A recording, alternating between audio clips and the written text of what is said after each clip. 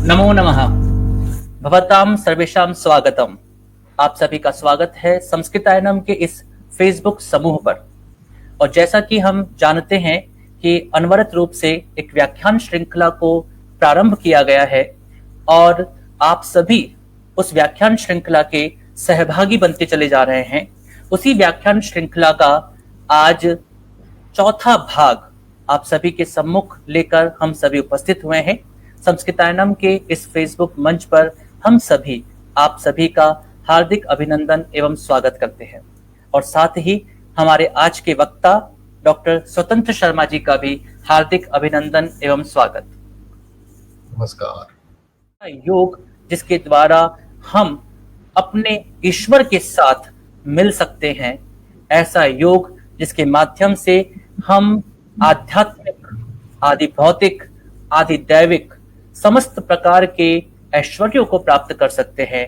ऐसा योग जो हमें एक दूसरे से, हमारे पंच महाभूतों से और स्वयं हमने निहित आत्मा के साथ हमें जोड़ता है। अतः ऐसे ही योग तत्व के बारे में आज चर्चा करने के लिए हम सभी उपस्थित हैं। योग यह एक ऐसा मंत्र है जिस मंत्र के माध्यम से हम अपने शारीरिक, आत्मिक और आध्यात्मिक जीवन को श्रेष्ठ बनाने की ओर आज के हमारे वक्ता के रूप में पधारे हैं डॉक्टर स्वतंत्र शर्मा जी। आप सचिव इंडियन योग एसोसिएशन राजस्थान चैप्टर हैं और साथ ही विवेकानंद केंद्र के प्रांत प्रशिक्षण प्रमुख हैं। लगभग पिछले 20 वर्षों से आप लोगों के साथ जुड़े हैं। समाज को योग के माध्यम से किस प्रकार से अपने जीवन को बेहतर बनाया जा सकता है, उसके लिए अनवरत प्रयत्नशील हैं और लगातार योग और योग विद्याओं को लोगों तक पहुंचाने के लिए अपना कार्य कर रहे हैं। मैं डॉक्टर स्वतंत्र शर्मा जी का बहुत बहुत स्वागत करता हूं और आज का जो विषय है वह विषय तनाव प्रबंधन के बारे में है। अर्थात विषय है योग शास्त्र में वर्णित तनाव प्रबंधन के सूत्र। तनाव, स्ट्रेस और स्ट्रेस का प्रबंधन करना बहुत आवश्यक है। हम कभी ये नहीं कह सकते कि मैं तनाव मुक्त हो जाऊं, यह आवश्यकता भी नहीं, क्योंकि स्ट्रेस होना, खिंचाव होना भी जरूरी है। हमारी मसल्स में जैसे स्ट्रेस होना आवश्यक है, लेकिन वह स्ट्रेस कितना होना चाहिए, वह तनाव कितना होना चाहिए, उस तनाव को हम झेल सकते हैं या नहीं, उस तनाव को हम अपने जीवन में पॉजिटिविटी की तरफ, सकारात्मकता की तरफ लेकर जा सकते हैं या नहीं, यह सबसे बड़ी बात होती है। अतः आज का विषय भी इन्हीं मूल बिंदुओं को आधार बना करके रखा गया है और विषय है योग शास्त्र में वर्णित तनाव प्रबंधन के सूत्र। अतः आज इस विषय के माध्यम से हम तनाव प्रबंधन के सूत्र को समझने का प्रयास करेंगे और उसमें जो इसके सूत्रधार बनेंगे, वे सूत्रधार के रूप में डॉक्टर स्वतंत्र शर्मा जी का सानिध्य हम सभी को प्राप्त होने वाला है। मेरा आप सभी श्रोताओं से निवेदन है कि आप अपने विचार और प्रश्न कमेंट बॉक्स में लिखना शुरू कर सकते हैं। आपके जो प्रश्न होंगे उन्हें इस व्याख्यान के पश्चात उन प्रश्नों का समाधान, आपकी जिज्ञासाओं का समाधान प्रस्तुत करने का हमारे मुख्य वक्ता के द्वारा प्रयास किया जाएगा और साथ ही उनका जो पाथेय है वह पाथेय हमें अपने जीवन में वर्तमान समय में बेहतर बनाने के नवीन दृष्टिकोण देने वाला होगा। अतः मैं आमंत्रित करता हूं डॉक्टर स्वतंत्र शर्मा जी को, आप पधारें और अपना व्याख्यान प्रारंभ करें। नमस्कार आशुतोष जी। नमस्कार। जैसा कि आपने ये संस्कृतायन ग्रुप शुरू किया है और संस्कृत भाषा का जो अमूल्य योगदान संपूर्ण विश्व में रहा है, उसका कोई भी मिसाल इस दुनिया में, इस विश्व में उपलब्ध नहीं है। यदि ये भाषा नहीं होती तो आज ये योग सूत्र भी हमारे पास नहीं होते और ये जितना भी विशद साहित्य, चाहे वह उपनिषद काल का हो, वेदों के काल का हो, चाहे हमारे योग शास्त्र हो जिसमें महर्षि पतंजलि का योग सूत्र दर्शन है, योग दर्शन है, चाहे वह हमारे हठ योग प्रदीपिका है, घेरण संहिता है, शिव संहिता है, गोरक्ष संहिता है, जितने भी महाभारत ले लें, रामायण ले लें, ये सब कुछ जो शास्त्र, जो भी विषय उपलब्ध है, जो भी ज्ञान उपलब्ध है, वह केवल और केवल संस्कृत भाषा में ही उपलब्ध है। और इस संस्कृत भाषा के ही विवेचन के द्वारा अनेक अनेक भाषाओं में उसका अनुवाद किया गया है। तो ये सबसे महत्वपूर्ण विषय है कि आज इस संस्कृतायन ग्रुप में और इस विषय पर चर्चा हो रही है, जो कि संस्कृत भाषा के मूल से ही हमने निकाला है। तो शुरुआत हम आपकी बात से ही करते हैं। जैसा आपने बताया कि स्ट्रेस कितना होना चाहिए, कितना उसकी मात्रा कितनी होनी चाहिए। तो आधुनिक विज्ञान कहता है कि स्ट्रेस की जो मात्रा है हमारे जीवन में, तनाव या स्ट्रेस जितना होना चाहिए, वह कंट्रोल करता है हमारा मस्तिष्क। और मस्तिष्क में जो ऑटोमेटिक नर्वस सिस्टम है, 3 प्रकार के सिस्टम हमारे काम करते हैं। एक सेंट्रल नर्वस सिस्टम है, एक पेरिफेरल नर्वस सिस्टम है और एक ऑटोमेटिक नर्वस सिस्टम है। ऑटोमेटिक नर्वस सिस्टम हमारे शरीर के इनवॉलेंट्री मूवमेंट्स, यानी चाहे वो लीवर का फंक्शन हो, चाहे हृदय का फंक्शन हो, फेफड़ों का फंक्शन हो, जितने भी पाचन तंत्र के फंक्शन हो, जो भी फंक्शन जिनके ऊपर हमारा बस नहीं है, उसको वो ऑटोमेटिक नर्वस सिस्टम कंट्रोल करता है। तो उसमें ऑटोमेटिक नर्वस सिस्टम के 2 पार्ट हैं, एक सिंपैथेटिक नर्वस सिस्टम, एक पैरासिम्पैथेटिक नर्वस सिस्टम। तो हमारी जो स्टेट है, यानी हमारा जो सामान्य स्थिति है, वो पैरासिम्पैथेटिक मोड पर रहती है। यानी सब कुछ एक व्यवस्थित रूप से जो चलता है, पाचन तंत्र भी व्यवस्थित चल रहा है और हमारा श्वास प्रश्वास भी व्यवस्थित चल रही है, सारे जितने भी फंक्शन है वो ऑटोमेटिकली पैरासिम्पैथेटिक मोड पर रहने के आदी हैं। यानी उनका व्यवहार भगवान की तरफ से ये पैरासिम्पैथेटिक मोड के लिए बनाया गया है। किंतु होता क्या है कि पारिस्थितिकी परिवर्तन के कारण से, व्यवहार में परिवर्तन के कारण से, देश काल परिस्थिति में नई स्थितियों के निर्माण के कारण से हमारे शरीर को फ्लाइट और फाइट, या तो लड़ो या भागो, इन दोनों स्थितियों में आने के लिए वो ऑटोमेटिक नर्वस सिस्टम प्रमोट करता है, जिससे कि हम सिंपैथेटिक नर्वस सिस्टम पे चले जाते हैं। अब इस स्थिति में क्या होता है, इस स्थिति में जब कोई अवांछनीय स्थिति उत्पन्न होती है, तब हमारी हार्ट रेट ऑटोमेटिकली बढ़ जाती है, तब हमारी श्वास की गति बढ़ जाती है, तब हमारा ब्लड शुगर लेवल बढ़ जाता है, क्योंकि उसको लड़ने की आवश्यकता है। तब हमारे पाचन शक्ति कमजोर हो जाती है, क्योंकि अधिक ऊर्जा परिस्थिति से लड़ने के लिए चाहिए। तो इसके कारण से बहुत सारे केमिकल चेंजेस, हार्मोनल चेंजेस, ये हमारे शरीर में नैसर्गिक रूप से होते हैं।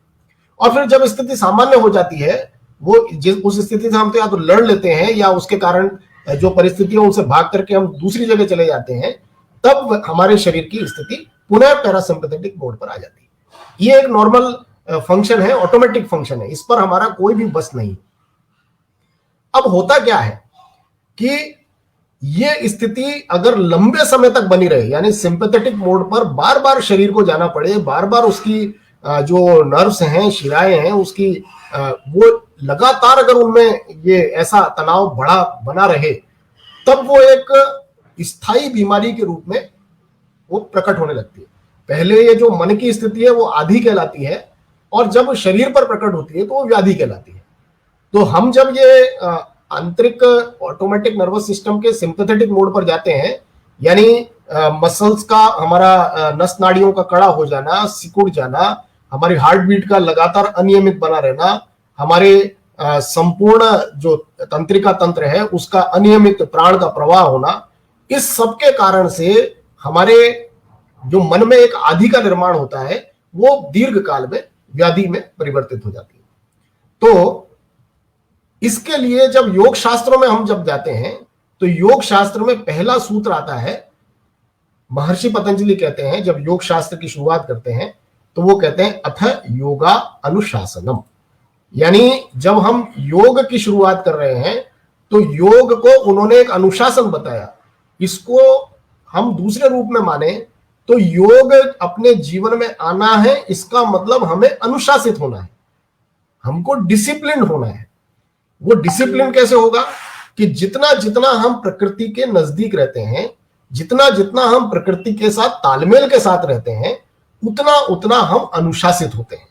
यानी सूर्योदय से पूर्व उठना, सूर्योदय के पश्चात जो रात्रि का निर्धारित समय है वो सोना, निर्धारित समय पर खाना खाना, निर्धारित समय पर और अन्य गतिविधियां करना, ये सारी अगर हमारी डिसिप्लिन होती हैं, तब हम अपने जीवन में अनुशासन और उस योग की स्थापना करते हैं। दूसरा सूत्र महर्षि पतंजलि बताते हैं, योगश्चित्त वृत्ति निरोधः, यानी चित्त की वृत्तियों का निरोध ही योग है। अब ये चित्त की वृत्तियां क्या है? चित्त की वृत्तियां 5 प्रकार की उन्होंने बताई, जो कि क्लिष्ट और अक्लिष्ट दोनों प्रकार की। प्रमाण, विपर्य, विकल्प, निद्रा और स्मृति, ये 5 प्रकार की वृत्तियां उन्होंने बताई हैं। इन वृत्तियों को अगर हम डिटेल में समझेंगे तो बहुत समय जाएगा, लेकिन स्वामी विवेकानंद के अगर विवेचन के अनुसार हम इसको जाने तो बहुत आसानी से समझ जाएंगे। स्वामी विवेकानंद कहते हैं कि ये वृत्तियां ठीक उसी प्रकार काम करती हैं जैसे एक तालाब में पानी है, वो गंदला है और उसमें लगातार तरंगें उठ रही हैं। तब क्या हम उस तालाब में नीचे तल पर पड़ी हुई किसी वस्तु को देख सकते हैं? नहीं देख सकते। हम उस तालाब के भीतर तक कब देख सकते हैं?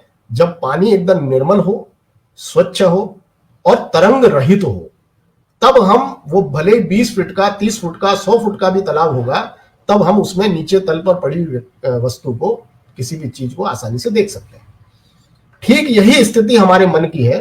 जब चित्त में अनेक रहती हैं, उन्होंने इनको जो प्रमाण, विपर्य, विकल्प, निद्रा और स्मृति, इनको उन्होंने 4 रूप में बांटा। वो कहते हैं हमारा मन, चित्त, अहंकार और बुद्धि, इसमें जो षड रिपु हैं, काम, क्रोध, लोभ, मोह, मद और मात्सर्य, ये 6 शत्रुओं से जब हमारा मन घिर जाता है, तब उसमें तरंगे उठने लगती हैं, तब उसमें गंदलापन आ जाता है।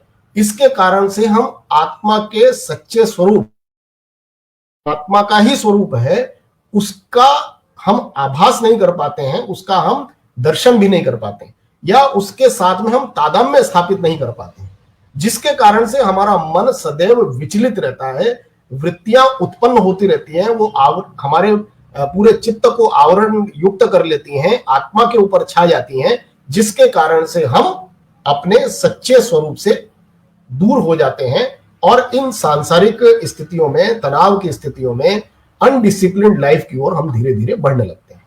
तो महर्षि पतंजलि ये कह रहे हैं कि उन चित्त की वृत्तियों का निरोध कर लीजिए, उनको रोक लीजिए। अगर उनको रोकने की, यानी ये एबिलिटी अडॉप्ट कर लेना, मास्टरी ओवर माइंड, अपने मन पर इतना नियंत्रण स्थापित कर लेना कि इन वृत्तियों को हम रोक सकें, वह कला योग है।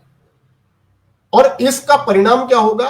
तो महर्षि पतंजलि आगे के सूत्र में कहते हैं, तदा दृष्टु स्वरूपे अवस्थानम, यानी ये अगर हम कर लेते हैं तो हम जो जिस प्रकार से तदा दृष्टु स्वरूप, यानी जो स्वरूप ईश्वर का स्वरूप है, वही आत्मा स्व परमात्मा, यानी वही आत्मा हमारे भीतर भी विद्यमान है, तो उसी स्वरूप को, तदा दृष्टु स्वरूप, उसी स्वरूप को हम, जो हमारे भीतर अवस्थित है, उसको हम देखने में सक्षम हो सकते हैं, उससे हम साक्षात्कार कर सकते हैं।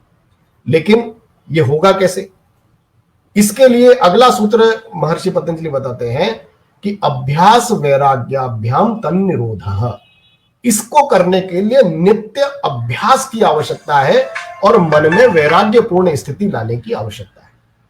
जब तक हम अभ्यास नहीं करेंगे और वैराग्यपूर्ण भाव हमारे जीवन में नहीं आएगा, तब तक हम इस स्थिति को प्राप्त नहीं कर सकते। अब अभ्यास और वैराग्य का भाव कब तक होना चाहिए?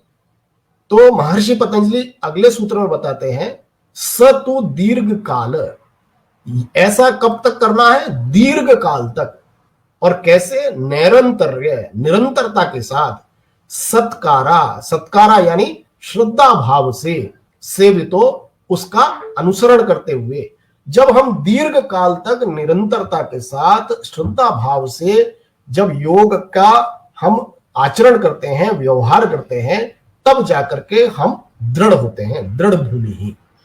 तो ये जो पूरे योग का अनुशासन है वो चित्त की वृत्तियों को निरोध करते हुए अपने स्वरूप में अवस्थित होते हुए अभ्यास और वैराग्य के भाव को निरंतर जीवन में व्यवहार करते हुए दीर्घ काल तक श्रद्धा भाव से जब हम करते हैं तब जाकर के हमारी दृढ़ता प्राप्त होती है और तब हम अपने जीवन में तनाव मुक्ति का बीज बोते हैं।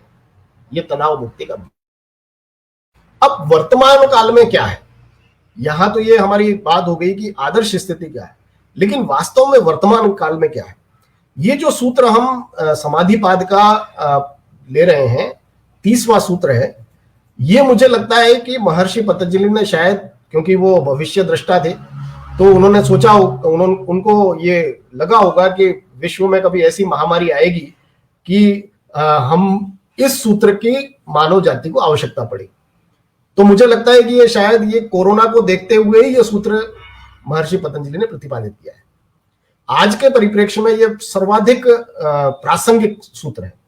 अब आप देखिए, महर्षि पतंजलि कहते हैं, व्याधिस्त्यान संशय प्रमाद आलस्य अविरति भ्रांति दर्शनम अलब्ध भूमिकत्व अनिवस्थितत्वानि चित्त विक्षेपास्ते अंतराया।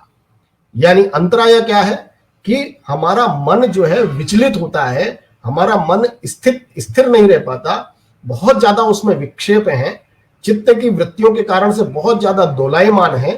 तो वो क्यों है और किसके कारण से है, वह सिचुएशन, वो कंडीशन जो है इस सूत्र में महर्षि पतंजलि बताते हैं। वो कहते हैं व्याधि, सबसे पहले व्याधि।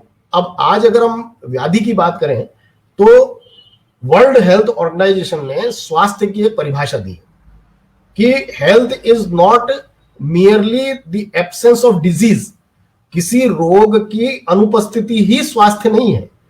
It is the concept of total health is physical, mental, emotional and spiritual wellbeing, यानी शारीरिक, मानसिक, भावनात्मक और आध्यात्मिक रूप से व्यक्ति यदि स्वस्थ है तब जाकर के वह व्यक्ति पूर्ण स्वास्थ्य को प्राप्त करता है। तो इस स्थिति में अगर हम आज व्याधि को देखें तो व्याधि से आज पूरा विश्व, चाहे वह कोरोना से संक्रमित है अथवा नहीं है, पूरे विश्व की जनसंख्या आज व्याधिग्रस्त है। क्योंकि मन सबका डरा हुआ है, मन में भयग्रस्तता है, मन से व्यक्ति स्वस्थ नहीं है, भावनाओं से स्वस्थ नहीं है और आध्यात्मिक दुख जो है वो उसको निरंतर बना हुआ है, तो व्याधिग्रस्त है। स्त्यान का अर्थ है अकर्मण्यता। आज अधिकांश देश में हम देख रहे हैं लॉकडाउन की स्थिति है, अकर्मण्य हो गए। आज हमको मालूम नहीं पड़ रहा कि हमको क्या करना है, क्या नहीं करना है। फिर तीसरा बिंदु आता है संशय।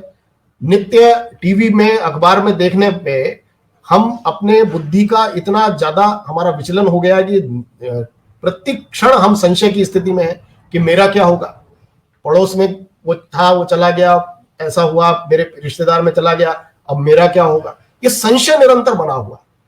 फिर प्रमाद, कुछ करने के लिए, सकारात्मक भाव उत्पन्न करने के लिए कुछ प्रयास किए जाते हैं तो उसमें हम आलस्य करते हैं, प्रमाद करते हैं, यानी उसमें हम अरुचि दिखाते हैं। इसी प्रकार से अविरति, जो अच्छे कार्य हैं, यानी जिनके कारण से हमारा मन ठीक हो सकता है, या योग के ऐसे भाव जिनके कारण से हम ठीक हो सकते हैं, जैसे स्वाध्याय करना या अच्छी बातें, पॉजिटिव बातें देखना, उनसे हमको इन सारी परिस्थितियों के कारण से अविरति उत्पन्न हो गई है।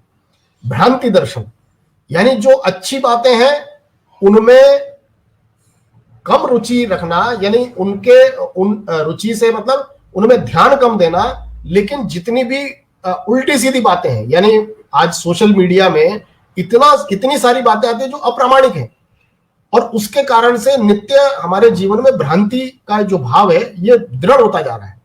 अलब्ध भूमिकत्व यानी हमने आज तक कुछ भी ज्ञान प्राप्त किया है, साधन किया है, उसमें विश्वास न रखते हुए ऐसी बातों में उलझ जाना जिसका कोई सिर पैर नहीं, जिसका कोई आधार नहीं है, ये अलब्ध भूमिकत्व। और अनवस्थित तत्व, अनवस्थित तत्व यानी हमने जो प्राप्त किया है उस प्राप्त करने में भी हमें नित्य नित्य संशय बना रहे, यानी हम उसके प्रति दृढ़ता नहीं रख पाए।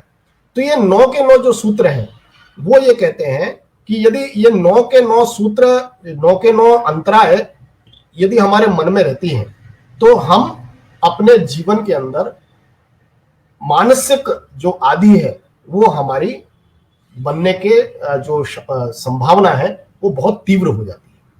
आज जब हम स्थिति देख रहे हैं वर्तमान में, कोरोना काल में, संक्रमण काल में, तो ये सारे के सारे 9 सूत्र हमारे प्रत्येक के जीवन के अंदर आए हुए हैं। अब इससे बाहर निकलने के लिए क्या करना है? वो कहते हैं कि 9 सूत्र जो ये व्याधि, स्त्यान, संशय, प्रमाद, आलस्य, अविरति, भ्रांति, दर्शनम, अलब्ध भूमिकत्व, ये जो 9 के 9 अंतराय हैं, इसके कारण से परिणाम क्या होता है वो अगले सूत्र में बताते हैं कि दुख दौर्मनस्य अंग में जयत्व, श्वास प्रश्वास विक्षेप स भुवः, यानी इनके कारण से 9 जो अंतराय हैं इनके कारण से दुख की प्राप्ति होती है। और दुख आज हम देख रहे हैं कि महामारी ने वैसे ही हमको दुखी कर रखा है, तो इनसे दुख और बढ़ जाता है। बढ़ा हुआ दुख दौर्मनस्य हमारे मन को दुर्बल बना देता है, और मन के दुर्बल होने के कारण से हमारा जो प्राण तत्व है, पंच प्राण है, उन पंच प्राणों के प्रवाह के लिए जो नाड़ियां हैं उन नाड़ियों में कंपन शुरू हो जाता है। वो नाड़ियां अपना ट्रैक छोड़ देती हैं, यानी निर्धारित स्तर पर जो उनका अवस्था बनी हुई है हमारे शरीर में, निर्धारित स्थिति में उनको रहना है, उन स्थितियों से वो कंपन के कारण से, कड़ेपन के कारण से अपना ट्रैक छोड़ देती है, और जिसके कारण से श्वास प्रश्वास का विक्षेप उत्पन्न हो जाता है। आज हम देख रहे हैं कि जो किसी को कोई संक्रमण होता है, यानी कोरोना काल में किसी को संक्रमण होता है, तो संक्रमण होते ही सबसे पहला विचार उसके मन में आता है कि मेरा नंबर आ गया, अब तो मैं 2-3 दिन के अंदर निर्वाण प्राप्त करूंगा। 9 अंतराय के परिणाम स्वरूप जो दुखी अवस्था और दुर्बल मन, जिसके कारण से हमारी सारी नाड़ियों में कंपन होता है, वो अपना ट्रैक छोड़ देती हैं, जिसके कारण से हमारी श्वास प्रश्वास की गति परिवर्तित हो जाती है। और इसके कारण से जब कोई व्यक्ति संक्रमित होता है तो ये पूरा का पूरा पैटर्न उसके ऊपर लागू हो जाता है। जब भयग्रस्त मन होता है, ये 9 अंतराय उसके मन के अंदर होती है, तो उसके कारण से आज जो ऑक्सीजन की आवश्यकता पड़ रही है, यानी श्वास प्रश्वास में इतना विक्षेप आ गया है कि उसकी जो स्वाभाविक श्वास की गति है वो बिल्कुल या तो धीमी पड़ जाती है, या ऑक्सीजन की मात्रा ग्रहण करने के लिए उसकी कोशिकाएं संकुचित हो जाती हैं इस अंग में जयत्व के कारण से। तो इसके कारण से यह स्थितियां उत्पन्न हो रही। तो महर्षि पतंजलि ये कहते हैं कि इन सब से बचने के लिए केवल एक ही तत्व के अभ्यास की आवश्यकता है। वह कहते हैं प्रतिषेधार्थम एक तत्वाभ्यास। एक तत्वाभ्यास क्या है? वह है ईश्वर प्रणिधान, यानी जब हमारी स्थिति ईश्वर के प्रति विश्वास, यानी ईश्वर के चरणों में विश्वास, ईश्वर प्रणिधान, जो कुछ है वो ईश्वर को समर्पित। मेरा ये जीवन मैंने नहीं लिया है, ईश्वर की कृपा से मुझे प्राप्त हुआ है। ईश्वर जिस रूप में रहेगा उस रूप में मैं रहूंगा। वो महामारी के साथ में मुझे रखना चाहता है, मैं महामारी के साथ में जीऊंगा। वो अगर उसने मेरे लिए कोई योजना निर्माण कर रखा है, यानी मेरे लिए कोई ऐसी योजना का निर्माण ईश्वर ने किया है कि जिसको मेरे द्वारा संपन्न होने वाला है। मैं इस विषय में एकनाथ जी का प्रसंग बताना चाहूंगा। जब एकनाथ जी शिला पर स्मारक का निर्माण के लिए जब जा रहे थे, तो उस योजना में जब वो प्रारंभ उन्होंने किया था, तब हेलीकॉप्टर के अंदर वो जा रहे थे, और हेलीकॉप्टर में उनके साथ में 3-4 लोग थे। वो पूरा जगह का निरीक्षण करने और इस योजना के ऊपर कार्य करना शुरू करने वाले थे। तो अचानक वो हेलीकॉप्टर बादलों के अंदर फंस गया, और एक पल को तो ऐसा लगा कि अब शायद ये हेलीकॉप्टर बचेगा नहीं और क्षतिग्रस्त हो जाएगा, गिर जाएगा। सबके मन एकदम विचलित हो गए, चेहरे पर भय का वातावरण हो गया, और बिल्कुल एकदम किंग कर्तव्य विमूढ़ हो गए। लेकिन सबने देखा एकनाथ जी बिल्कुल एकदम शांत चित्त और एकदम आंखें बंद करते हुए बिल्कुल एकदम एक योगी की भांति बैठे हुए। तो सबने जब धीरे धीरे वो परिस्थिति बदली और हेलीकॉप्टर वापस अपनी सामान्य अवस्था में आ गया, तब सबने ये एकनाथ जी से प्रश्न किया कि हम सब लोग तो घबरा गए थे कि अब लगा बचेंगे नहीं, लेकिन आप एकदम निश्चल और एकदम शांत मन से कैसे बैठे रहे? तो उन्होंने जो जवाब दिया वो हम सबके लिए आज प्रासंगिक है। उन्होंने कहा, ईश्वर ने मुझे ये जो बड़ा कार्य दिया है, इस बड़े कार्य को पूरा किए बिना मुझे ईश्वर बुलाने वाला नहीं है। तो जब तक मैं ये कार्य पूरा नहीं करूंगा तब तक ईश्वर मुझे छीन नहीं सकता। तो इस बात का मुझे विश्वास था, ईश्वर में विश्वास था, उसके कृत्य में विश्वास था, उसकी कृति में विश्वास था, इसके कारण से मैं शांत मन बैठा। तो हमें भी अगर अपने जीवन के अंदर उद्देश्य पूर्णता है, हमने अपने जीवन का कुछ प्रयोजन तय किया है, तो हमें किसी भी परिस्थिति में घबराने की आवश्यकता नहीं।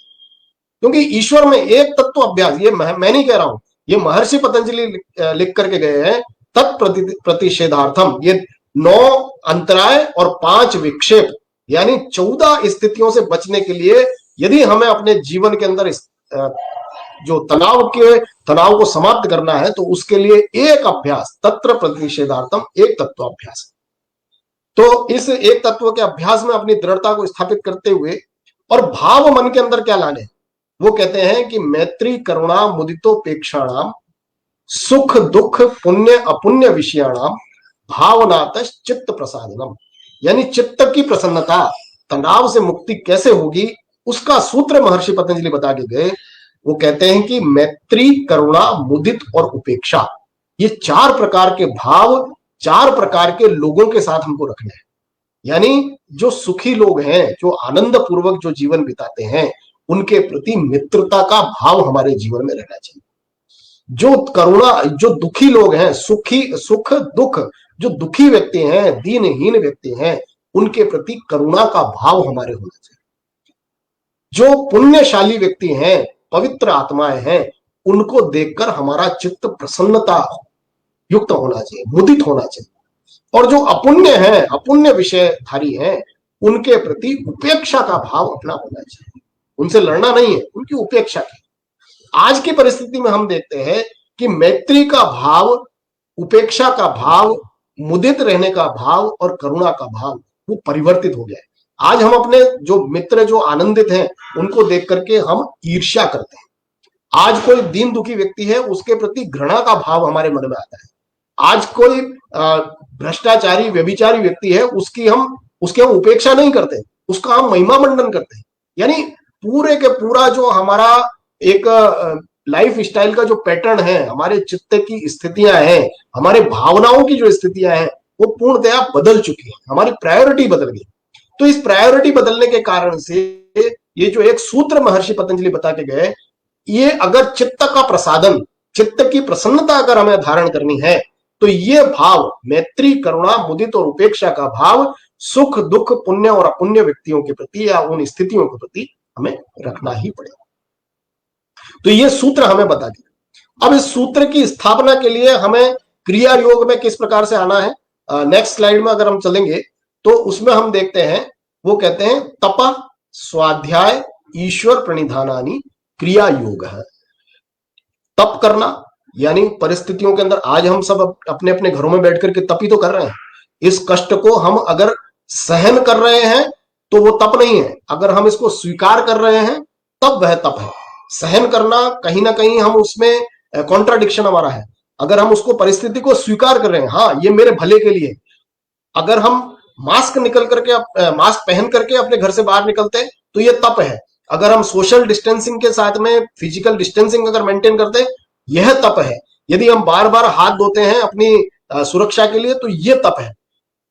व्यक्ति जो परेशान हो रहा है वो इन नियमों की पालना, ये जो जितने भी नियम सरकार ने हमारी सुरक्षा के लिए बनाए हैं, जितने भी नियम वैज्ञानिकों ने हमारी सुरक्षा के लिए बनाए हैं, वो उन सब की पालना हमारा तप है।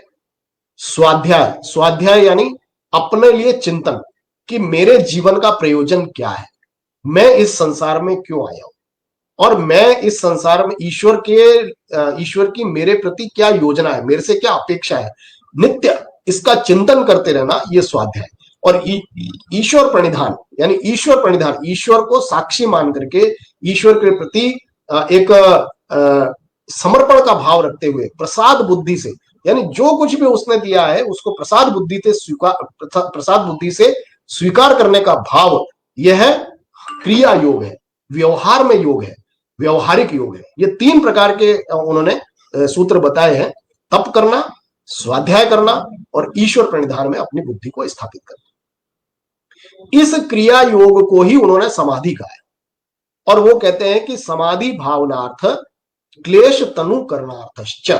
ये जो तप, स्वाध्याय और ईश्वर प्रणिधान का भाव जो क्रिया योग के अंदर, क्रिया योग के रूप में हम अपने व्यवहार में लाएंगे, ये समाधि की भावना को दृढ़ करने के लिए और क्लेशों को कम करने के लिए, यानी हमारी उत्तरोत्तर प्रगति भी होगी और धीरे धीरे हमारे जो क्लेश हैं वो भी छोटे, तनु मतलब छोटे छोटे होते जाएंगे, वो धीरे धीरे समाप्त हो जाएंगे। अब ये क्लेश क्या है? उन्होंने 5 प्रकार के क्लेश बताए जीवन में। वो कहते हैं अविद्या, अस्मिता, राग, द्वेष और अभिनिवेशा क्लेशाः। ये 5 प्रकार के क्लेश उन्होंने बताया। अब अविद्या क्या है? अविद्या का अर्थ है, नेक्स्ट स्लाइड में अपन चलेंगे, तो अविद्या का अर्थ है कि अपने सच्चे स्वरूप के प्रति को उसको अनित्य मान लेना, और जो हमारा जो छद्म रूप है, यानी जो हमारा शरीर मन बुद्धि है, उसको नित्य मान लेना। अनित्या शुचिचु दुखात्मसु नित्य शुचि सुखात्म ख्याति अविद्या, यानी अनित्य को नित्य मान लेना और नित्य को अनित्य मान लेना, यही अविद्या है। यानी मेरा शरीर नित्य नहीं है, नश्वर है, मेरा अस्तित्व नश्वर है, लेकिन जिसके कारण से यह टिका हुआ है वो आत्म स्वरूप, वो नित्य है। यानी नित्य को तो अनित्य मान लेना, आत्म तत्व को स्वीकार नहीं करना, और जो शरीर है उसके साथ ही जुड़ करके बैठ जाना, उसी को सब कुछ उसी को स्वीकार कर लेना, सब कुछ उसी को मान लेना, ये जो स्थिति है वो हमारे मन की अविद्या है। ये पहला क्लेश महर्षि पतंजलि बताते हैं। दूसरा बताते अस्मिता, दृक् दर्शन शक्तियों रेकात्मते व अस्मिता, यानी देखने वाला और उसको जानने वाला, उसकी शक्ति के अंदर विभेद कर लेना। उदाहरण के लिए, जैसे हम सड़क के किनारे खड़े हैं और सामने से एक वाहन आ रहा है, हम क्या कहेंगे? हम कहेंगे कि वो बस आ रही है या कार आ रही है। वास्तव में कार अपने आप तो नहीं आ रही, या बस अपने आप तो नहीं आ रही, वो कार या बस ड्राइवर द्वारा लाई जा रही है। यानी वो जो दृक् दर्शन, यानी हम उसके साथ में ऐसा तादात्म्य स्थापित कर लेते हैं कि इस अविद्या के कारण से अस्मिता का भाव हमारे उत्पन्न हो जाता है कि जो हम कर रहे हैं वही हो रहा है, वस्तुतः हम कर रहे हैं वो नहीं हो रहा है। जो हमारा ईश्वर यानी हमारी आत्मा जो आदेश दे रही है, उसके नियंत्रण में हमारा ये पूरा तंत्र चल रहा है। यानी बस अपने आप नहीं चल रही है, ड्राइवर गियर लगा रहा है, स्टीयरिंग चला रहा है, तब जाकर के बस मूवमेंट में। उसी प्रकार से हमारा शरीर मन बुद्धि और प्राण जो भी क्रिया कर रहा है वो आत्मा के मार्गदर्शन और निर्देशन में कर रहा है। यह बात यदि हम याद रखते हैं, तब वह अस्मिता से, हम अस्मिता रूपी क्लेश से हम बच जाते हैं। तीसरा जो उन्होंने बताया राग, और चौथा बताया द्वेष। निश्चित रूप से जब हमें सुख की प्राप्ति होती है तो हम उससे राग हमारा उसमें उत्पन्न हो जाता है, दुखों की प्राप्ति होती है तो हम उससे द्वेष करते हैं। लेकिन अंत तो गत्वा ये राग और द्वेष दोनों क्लेश के रूप हैं। सुख जब दुख में परिवर्तित होता है तब हम और दुखी हो जाते हैं, दुख को हम नित्य मान लेते हैं तो उससे तो हम दुखी रहते ही हैं। तो दोनों प्रकार के जो क्लेश हैं, राग और द्वेष, तो ये 4 प्रकार के क्लेश, अविद्या, अस्मिता, राग और द्वेष, इन चारों के कारण से 5वां जो क्लेश उत्पन्न होता है वह है अभिनिवेश। अभिनिवेश यानी मृत्यु का भय। ये प्रत्येक प्राणी में होता है और होना भी चाहिए। कोई भी व्यक्ति इस भय के कारण ही जीवित है। अगर ये भय नहीं होगा तो हम एक छोटे से छोटे कीड़े को भी अगर हम छेड़ते हैं तो वो तुरंत भागता है, क्योंकि ये मृत्यु का भय उसके अंदर भी है। प्रत्येक प्राणी में, 84 लाख योनियों में, सभी प्राणी में, लेकिन इतना अधिक नहीं हो कि वह हमारे पूरे तंत्र को खराब कर दे। इतना ज्यादा भयग्रस्त हो जाना कि हम उसके अलावा किसी का चिंतन ही नहीं करें। तो ये अभिनिवेश की अवस्था जो है वो आज की स्थिति में, कोरोना के दौर में, हमारी सबसे ज्यादा जो भयकारी जो क्लेश है, अविद्या के कारण से है, अस्मिता के कारण से है, राग द्वेष के कारण से है, लेकिन आज अभिनिवेश का जो भय है वो हमारे जीवन के अंदर कहीं ना कहीं हमको अत्यंत दुखी कर रहा है। तो ये सारे सूत्र हैं। अब नेक्स्ट स्लाइड में हम चलेंगे। तो नेक्स्ट स्लाइड के अंदर अपन देखते हैं कि इन पंच क्लेशों का जो परिणाम है, हम यदि अपने जीवन को देखें तो महर्षि पतंजलि कहते हैं कि सती मूले तद विपाको जात्या आयु भोग। आज हमारा जीवन जो ये मिला हुआ है हमको, ये हमारे पूर्व किए गए कर्म, उनके संस्कार और परिणामों का एक परिणाम है। उसके कारण से ही हमारा ये पूरा जन्म मरण का चक्कर चल रहा है। तो अगर हमने कुछ ऐसे कर्म किए हैं जिसके कारण से यह जो मनुष्य का शरीर हमको मिला है, उसकी आयु मिली है और वो भोग मिले हैं, तो वो ईश्वर की कृपा से ही और अपने कर्मों के परिणाम से ही हमें प्राप्त हुए, जिससे हमें कोई छीन नहीं सकता। तो इसलिए जो अभिनिवेश का भय है वो हमें अपने मन से निकालना चाहिए। अब कारण अभय का भाव हमारे जीवन के अंदर जब तक स्थापित नहीं होगा, तब तक हम यह जो तनाव है उससे हम मुक्त नहीं हो सकते। और इस तनाव से मुक्ति के लिए महर्षि पतंजलि प्राणायाम का सूत्र बताते हैं, तस्मिन्न सति श्वास प्रश्वास योर गति विच्छेद प्राणायाम। श्वास प्रश्वास की गति को नियंत्रित कर लेना, वह हमारा प्राणायाम है। क्योंकि हठ प्रदीपिका में स्वामी स्वात्माराम जी कहते हैं, चले वातम चले चित्तम निश्चले निश्चलम भवे। इस भाव को अगर हम देखेंगे तो हम कोई भी ऐसा चित्र देखते हैं, कोई भी ऐसी घटना देखते हैं, हमारे सामने कोई झगड़ा हो रहा है या हम किसी से झगड़े करने की स्थिति में हैं, तो आप देखेंगे कि उस समय हमारी श्वास प्रश्वास बहुत तेज हो जाती है, हृदय की धड़कन बहुत बढ़ जाती है। क्रोध की अवस्था में, आवेश की अवस्था में जो वायु की गति है वो बढ़ जाती है। लेकिन वही स्थिति अगर आप कोई सूदिंग म्यूजिक सुन रहे हैं या कोई रमणीय स्थान पर आप गए हैं जो आपके मन को बहुत अच्छा लग रहा है, तो आप देखेंगे आपकी श्वास एकदम लयबद्ध हो जाती है, धीमी हो जाती है। तो महर्षि पतंजलि और स्वामी स्वात्माराम जी सूरी कहते हैं कि श्वास प्रश्वास की गति का विच्छेद कर लेना या अपने श्वास प्रश्वास पर नियंत्रण, योगो स्थाणु वापनोति ततो वायु निरोधयत, अपनी वायु को निरोध करते हुए अब उस पर नियंत्रण स्थापित कर लेने मात्र से हम अपने जीवन के आवेश और तनाव को दूर कर सकते हैं।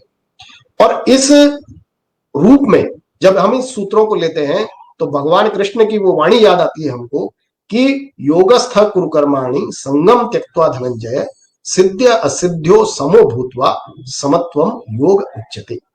ये जो समन्वय है, श्वास प्रश्वास का समन्वय ले लें या अपनी सिद्धि या असिद्धि का समन्वय ले लें। आज बहुत सारे लोग विचलित हैं, धन की कमी के कारण से किसी का रोजगार चला गया, किसी का परिवार के अंदर बहुत क्षति हो गई, लेकिन ये सारी स्थितियों के अंदर अपने मन को समत्व यानी ability to control our mind, क्योंकि जो स्थिति का निर्माण हुआ है वो हमारे हाथ में नहीं है, ईश्वर के हाथ में। जिस स्थिति में हम एक गीत गाते हैं कि जाई विधि राखे राम ताई विधि रहिए, ये जो भाव हमारा उत्पन्न होता है वो भाव इस सूत्र के अंदर प्रदर्शित होता है, सिद्ध असिद्ध्यो समो भूत्वा। सिद्धि और असिद्धि में भी जो सम है, वह व्यक्ति, ऐसा समत्व हुआ हुआ व्यक्ति, वो योगी कहलाता है। समत्वम योग उच्यते। इसी प्रकार से भगवान कृष्ण आगे कहते हैं नेक्स्ट स्लाइड के अंदर कि बुद्धि युक्तो जहाती है उभे सुकृत दुष्कृते तस्माद योगाय युज्यस्व योगः कर्मसु कौशलम। इस प्रकार की बुद्धि, जो समत्व स्थापित हुई बुद्धि, उससे युक्त होते हुए हम अपने जितने भी सुकृत या दुष्कृत, जितने भी काम हमने किए हैं, जो भी कर्म किए हैं, उस बुद्धि योग के माध्यम से उसको जला दीजिए, उसको जला डालिए। और इस प्रकार से तस्माद योगाय युज्यस्व, इस प्रकार से योग युक्त हुआ हुआ व्यक्ति इस प्रकार से कर्म में कुशलता प्राप्त कर ले कि मुझे क्या करना है, मेरे कल्याण के लिए क्या उत्तम है, वह तब जाकर के व्यक्ति उसको समझ सकता है। और इसके आचरण के लिए भगवान कृष्ण का यह गीता का सूत्र, युक्ताहार विहारस्य युक्त चेष्टस्य कर्मसु युक्त स्वप्नावबोधस्य योगो भवति दुःखः। हमारा आहार विहार युक्त हो, योग युक्त हो, हमारी सारी चेष्टाएं और कर्म वह योग युक्त हो, हम स्वप्न में और जागृत अवस्था में भी योग युक्त हो। ऐसा योगी, ऐसा योग युक्त हुआ व्यक्ति योगो भवति दुख, उसके सारे दुख दूर हो जाते हैं। तो जिस सूत्र को महर्षि पतंजलि के हमने देखा था, दुख दौर्मनस्य अंग में जयत्व, श्वास प्रश्वास गति श्वास प्रश्वास विक्षेप सब वह, ये जो 5 हमने विक्षेप सब हुए देखे थे, आज वर्तमान कोरोना काल में भगवान कृष्ण की यह वाणी कि युक्ताहार विहारस्य, अगर हम इसका आचरण करते हैं तो वहां जितने भी विक्षेप बताए हैं महर्षि पतंजलि ने, वो सारे दूर हो जाते हैं। जब हम प्राणायाम का अभ्यास करते हैं, जब हम चिंतन करते हैं अपने तप का, अपने स्वाध्याय का और ईश्वर प्रणिधान का, तब जाकर के हम आज की इस अवस्था में अपने आप को हम नियंत्रित कर पाते हैं और सारे तनावों का प्रबंधन कर सकते हैं। जैसे शुरुआत में हमने बताया, हमें केवल उनका मैनेजमेंट करना है। अगर हम अपने मन का मैनेजमेंट कर लेंगे, उसकी ट्रेनिंग हम कर लेंगे, तो ये सारी की सारा प्रबंधन ऑटोमेटिक होने वाला है। ऑटोमेटिक नर्वस सिस्टम अपने आप ही पैरासिम्पैथेटिक मोड पर आने वाला है। बस हमें केवल इस अपने मन का मैनेजमेंट करने की आवश्यकता है। तो मुझे लगता है कि इन सारे सूत्रों को, हालांकि ये गागर में सागर के समान है, क्योंकि इतने सूत्र हमारे विशद दिए हुए हैं हमारे उपनिषदों में, हमारे वेदों में, हमारे ग्रंथों में, काव्यों में, योग सूत्रों में, योग के इतने शास्त्रों में। तो उन सबको यदि हम देखें तो आज ये जो चुनिंदा सूत्र हमने आपके लिए निकाल करके रखे थे, तो मुझे लगता है कि शायद इन सूत्रों के द्वारा हम अपने जीवन में तनाव का प्रबंधन अच्छे से कर सकेंगे और एक जो स्थिति है, जो आज स्थिति निर्माण हुआ है, और पता नहीं कितने लंबे समय तक ये स्थिति में हम रहने वाले हैं, चलने वाले हैं, भगवान जानता है, लेकिन जो बीत गया है उसको हमें भूलना है और आगे नए विश्वास के साथ हमें आगे चलना चाहिए। ऐसा ये योग शास्त्र हमें बताता है और यही हमें इससे सीखना चाहिए। इतना ही कहते हुए मैं अपनी वाणी को विराम देता हूँ। नमस्कार।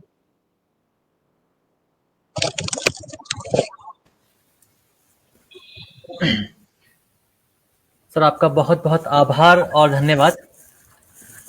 और निश्चित रूप से जो ये सूत्र हैं, ये सूत्र ही हमारे जीवन को वह गति प्रदान कर सकते हैं, वे एक विचार प्रदान कर सकते हैं, वे विचार का बिंदु प्रदान कर सकते हैं, जिस बिंदु के माध्यम से हम चाहें तो उस बूंद बूंद से लेकर के अपने समस्त समुद्र को भर सकते हैं, और चाहें तो उस बूंद को खाली रख करके उस बूंद की कमी को अनुभव जिंदगी भर कर सकते हैं। अतः ये बिंदु हैं जिन बिंदुओं के माध्यम से हम धीमे धीमे धीमे करके पूर्णता को प्राप्त कर सकते हैं। इसी के लिए वहां पर जब कहा जाता है कि ईश्वर भी पूर्ण है और मैं भी पूर्ण हूं, तो ईश्वर तो पूर्ण है, लेकिन स्वयं को पूर्ण होने के लिए हमें इन बिंदुओं की बहुत अधिक आवश्यकता है, इन सूत्रों की बहुत अधिक आवश्यकता है, और इन सूत्रों के माध्यम से ही हम निश्चित रूप से उस पूर्णता को प्राप्त कर सकते हैं। और डॉक्टर रश्मि शर्मा मैम ने इस व्याख्यान के लिए कहा है कि योग को संपूर्ण रूप से समझना और आत्मसात करने का प्रयास करना चाहिए, और सभी इसके लिए प्रयास करें। और निश्चित रूप से आपके प्रयास भी हम सभी के लिए यही है कि हम सभी योग की तरफ आगे बढ़े। एक बात आती है डॉक्टर स्वतंत्र जी कि जो योग है, उस योग में कई लोग होते हैं जो बात तो कर लेते हैं लेकिन वास्तविक रूप में योग करते नहीं हैं। तो ऐसे जो लोग हैं जो बातें कर लेते हैं, योग नहीं कर पाते, तो उनको बातों से उस राह पर कैसे लेकर के आए, उस व्यावहारिकता पर कैसे लेकर के, इसकी शुरुआत कहाँ से हो सकती है? यदि आप इसके बारे में कुछ कहना चाहें, कुछ बताना चाहें कि हम कहाँ से शुरुआत करें, और यदि शुरुआत कर चुके हैं तो उसको बेहतर बनाने के लिए क्या क्या हम आगे बढ़ सकते हैं, क्या क्या तरीके हो सकते हैं? देखिए, सबसे बड़ी भ्रांति तो यह है कि जो व्यक्ति ऐसा समझता है कि योगाभ्यास करना या योग करना ये दोनों अलग बातें हैं। यानी आसन कर लेना, प्राणायाम कर लेना, सूर्य नमस्कार कर लेना, अनेक प्रकार के अभ्यास कर लेना, वे केवल मात्र योग नहीं है।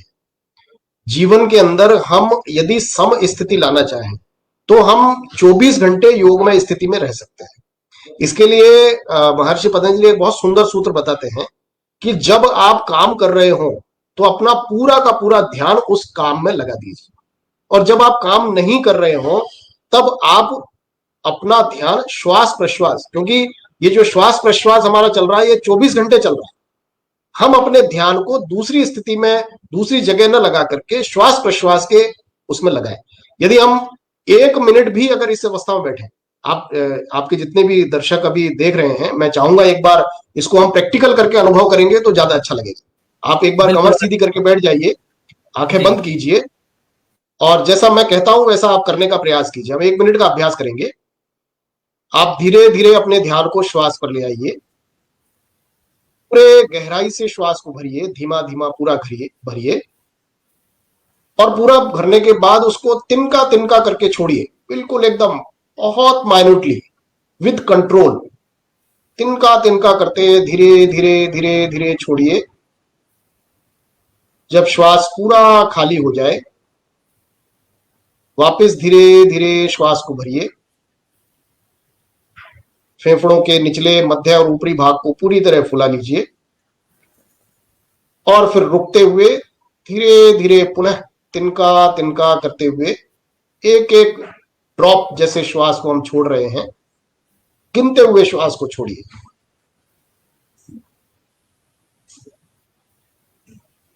धीरे से आंख खोलिए। अब देखिए, केवल ये एक मिनट का अभ्यास हमने किया है। आपको जिन्होंने किया है उनको लगा होगा, उन्होंने अनुभव किया होगा, केवल 1 मिनट के अभ्यास से ही हमने अपने मन पर नियंत्रण प्राप्त कर लिया। यानी ये जितनी भी स्थितियां, योग ऐसा नहीं है कि हम बहुत ज्यादा परिश्रम करके और हमको इसमें जाना है, बैठे बैठे भी योग में जीवन जिया जा सकता है। बस उसके लिए हमें उसमें प्रवेश करना है, उसके लिए हमें उसका आचरण करना है। बिल्कुल। और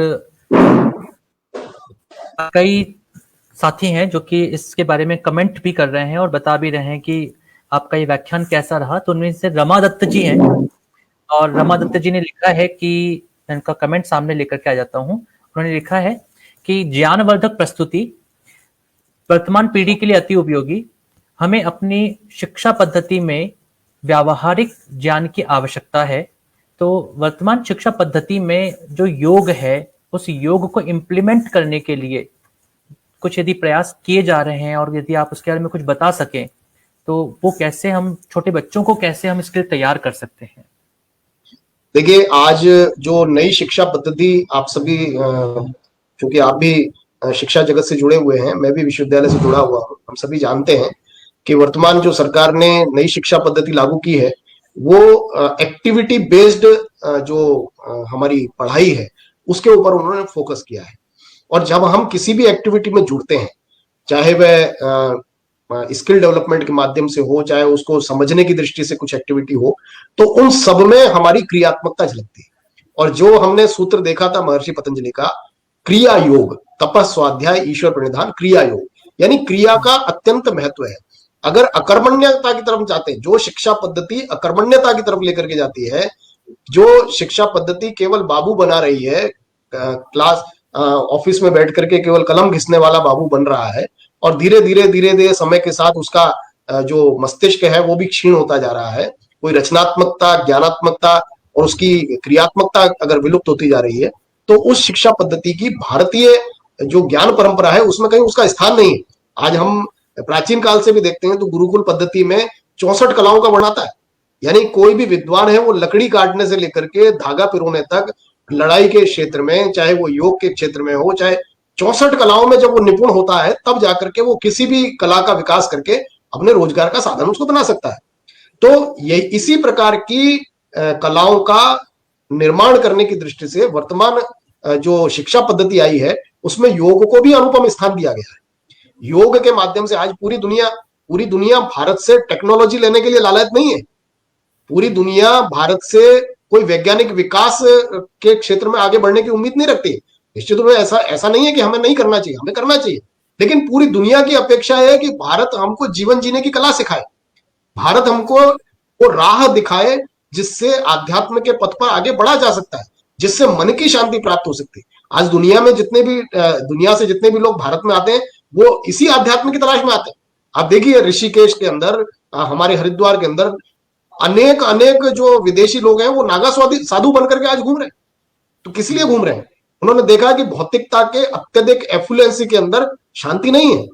वो शांति के लिए अगर करना है तो भारत ही आना पड़ेगा और योग की साधना करनी पड़ेगी। इस सबको समझते हुए आज बहुत हर्ष का विषय है कि भारत में शिक्षा पद्धति के अंदर बचपन से ही योग को शामिल किया गया है और निश्चित रूप से इसके परिणाम हम आने वाले वर्षों में देखेंगे। ये हमको आने वाले वर्षों में इसका परिणाम देखने को मिलेगा। बिल्कुल। और डॉक्टर अनीता खुराना मैम है, जिनसे आप भी परिचित हैं, आपसे योग शिविरों के माध्यम से जुड़ी रहती हैं, मेरी तो बड़ी बहन के समान है। तो डॉक्टर अनीता खुराना मैम ने भी कहा है, उनका कमेंट सामने है, साधुवाद और बहुत प्रेरक व्याख्यान। और निश्चित रूप से हम सबके लिए ये प्रेरक व्याख्यान रहा है और माध्यम से योग को समझना और वर्तमान स्थितियों में उसको हम कैसे प्रयोग कर सकते हैं, उसका एक बहुत ही सुंदर सामंजस्य का जो स्वरूप देखने को मिला आज के इस व्याख्यान में, वह हम सभी के लिए बहुत ही आनंददायक भी रहा है और प्रेरणादायी भी रहा है। इसी के साथ साथ लक्ष्मण शर्मा जी का यह कमेंट हमें प्राप्त हुआ है अभी, और वे कह रहे हैं कि योग हमारे जीवन का अभिन्न अंग रहा है। वर्तमान में भौतिक संस्कृति के आक्रमण से हमसे दूर हो गए हैं, किंतु अब यदि गीता में वर्णित उपदेशों पर ध्यान दिया जाए तो यह हमारे जीवन को उपकृत कर सकते हैं। आपका उपयोगी व्याख्यान अवश्य ही हमारा मंगल करेगा। निश्चित रूप से आपने योग, गीता और हठ प्रदीपिका और इन सभी को एक साथ जोड़ करके एक साथ लाने का जो प्रयास किया था, वह बहुत ही हम सभी के लिए मंगलकारी रहेगा। आप यदि कुछ इसके बारे में भी कहना चाहें कि हम इन सबको कैसे जोड़कर देख सकते हैं। देखिए, जितने भी हमारे योग शास्त्र हैं, उन योग शास्त्रों में एक बात जो आपने शुरू में कही थी कि योग जो है वो जोड़ने का माध्यम है। युज्यते अनेन इति योगः। यदि इस भाव के साथ में हम उस एकात्मता की अनुभूति कर सकें, यानी संपूर्ण विश्व में जो भारत का एक सूत्र है, सर्वे भवन्तु सुखिनः सर्वे सन्तु निरामया, इस एकमात्र सूत्र की परिणति करने के लिए यदि हम प्रवृत्त हो सके तो मुझे लगता है कि दूसरों के कल्याण का भाव लेते हुए, दूसरों को आनंद का भाव प्रदान करने के उद्देश्य से इस रूप में जो इस एकत्व की अनुभूति जब हम करते हैं, तो इस एकात्मता की अनुभूति को स्थापित करते हुए जब हम अपने जीवन को जीने के लिए प्रवृत्त होते हैं, वह स्थिति हमें इन योग सूत्रों से न केवल हमको जोड़ती है, बल्कि हमारे जीवन को भी आनंदमय और तनाव मुक्त करने का एक साधन, एक मार्ग बन जाती है। और इसी के साथ साथ डॉक्टर सत्यमुदिता स्नेही जी हैं, उन्होंने भी आपका बहुत बहुत आभार व्यक्त किया है और उन्होंने कहा है कि बहुत ही उपयोगी और ज्ञानवर्धक व्याख्यान रहा। एक सक्रिय शिक्षा ही हमें एक सक्रिय मानसिकता और सक्रिय मनुष्यता और सक्रिय देश की तरफ लेकर के जा सकती है। और वर्तमान जीवन में बहुत आवश्यक भी है कि योग को हम इस प्रकार से जोड़ सकें कि वह हमारे जीवन का एक अभिन्न अंग बन जाए। वह आवश्यकता है और आवश्यकता ही रहेगी, लेकिन कई बार उसे विशेष मान लिया जाता है। जो योग करते हैं वे विशेष हो गए, जो नहीं करते हैं वे सामान्य हैं। लेकिन अब हमें इस कसौटी पे आना पड़ेगा कि जो योग करते हैं वे सामान्य हैं, जो नहीं करते हैं वे बेकार हैं, वे अपने जीवन को निश्चित रूप से निरर्थकता की ओर लेकर के जाने वाले हैं।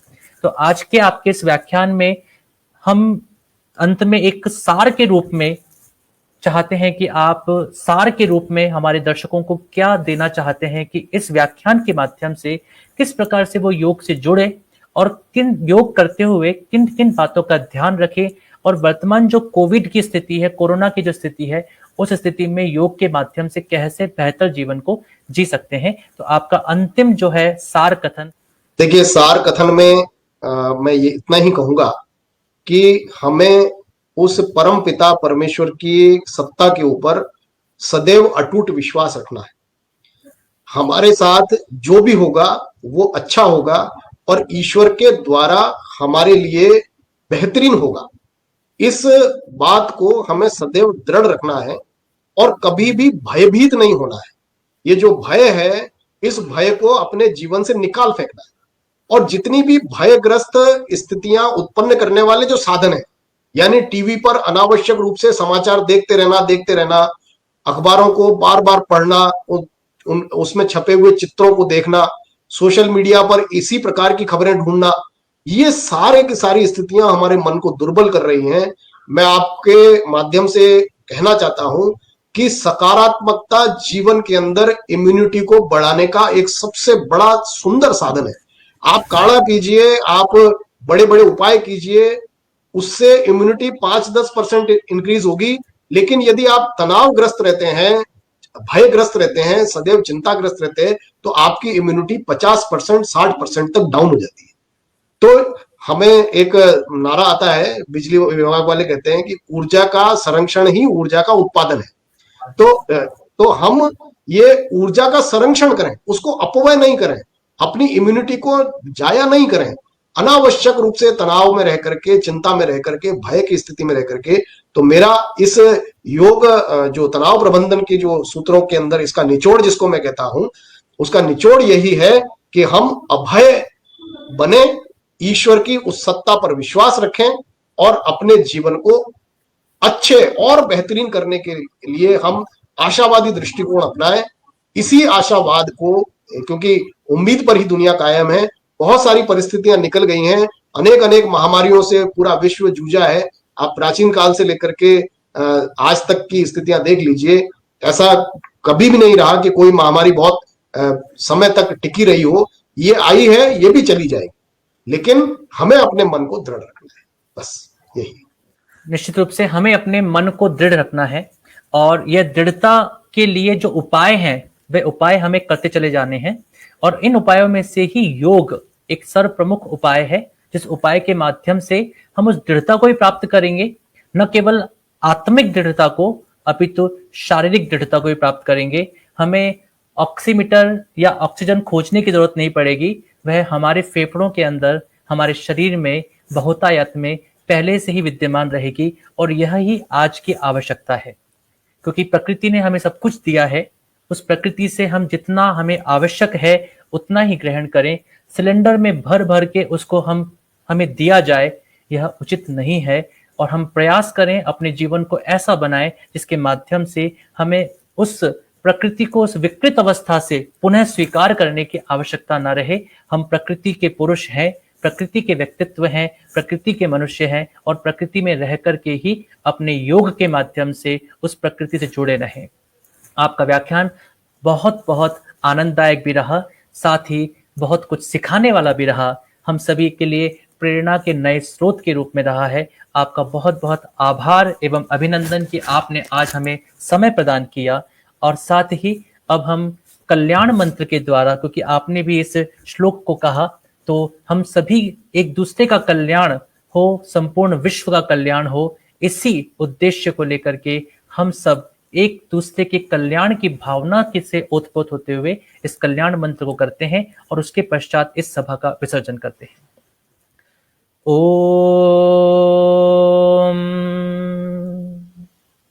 सर्वे भवन्तु सुखिनः, सर्वे सन्तु निरामयाः, सर्वे भद्राणि पश्यन्तु, मा कश्चित् दुःखभाग् भवेत्।